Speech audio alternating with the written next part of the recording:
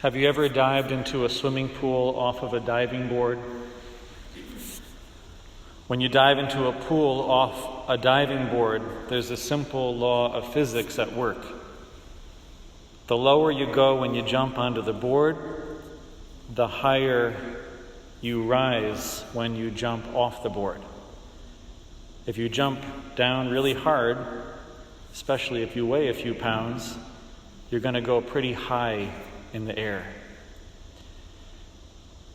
Something similar happens in our relationship with Jesus. Very often, the lower we fall, the higher we rise afterwards. The worse we sin, the more we're able to love and serve God once we're forgiven. We see this law on display in today's gospel. A sinful woman enters the house of Simon the Pharisee when she hears that Jesus is dining there. She washes Jesus' feet with her tears, she wipes them with her hair, and she anoints them with ointment. When the Pharisee acts shocked that Jesus is allowing such a sinful woman to touch him, Jesus says, "Because her many sins have been forgiven, she has shown great love." Simon the Pharisee has lived a quasi-perfect life, following all the rules to a T. But because of that, he's not able to show great love. But the sinful woman has sunk very low into sin. And because she realizes how good and gracious God has been in forgiving her, in her gratitude for mercy, she's capable of showing great love. We never have a green light or a license to sin. Sin is never okay, and we should never sin deliberately just because we know that God can pull good out of it. But the fact is that we have all sinned. Some of us, maybe most of us, have sinned pretty grievously in our lives, and even many times, much more than we'd like other people to know about. One of the ways that God shows forth his power is by using the sins of our past to motivate us to love him more in the present.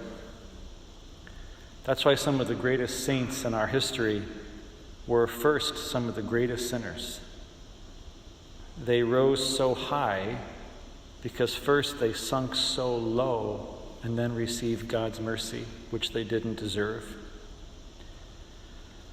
The woman in today's gospel uses her tears to love Jesus by washing his feet.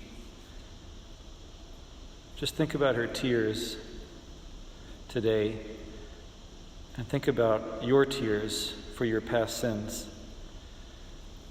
Each of us who is guilty of sin has a choice.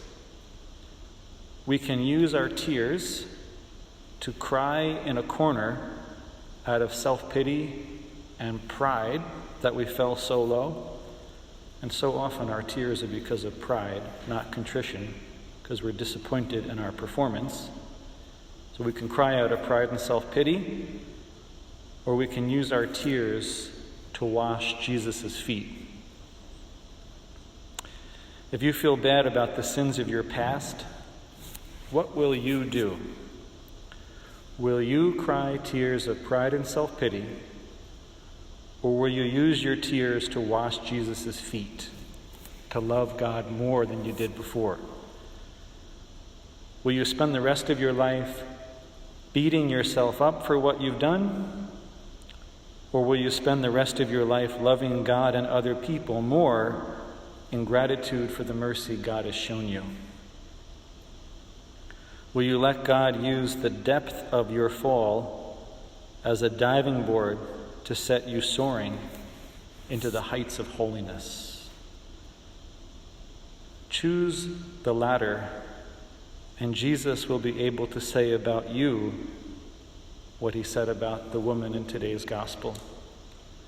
Because you have been forgiven much, you have loved much.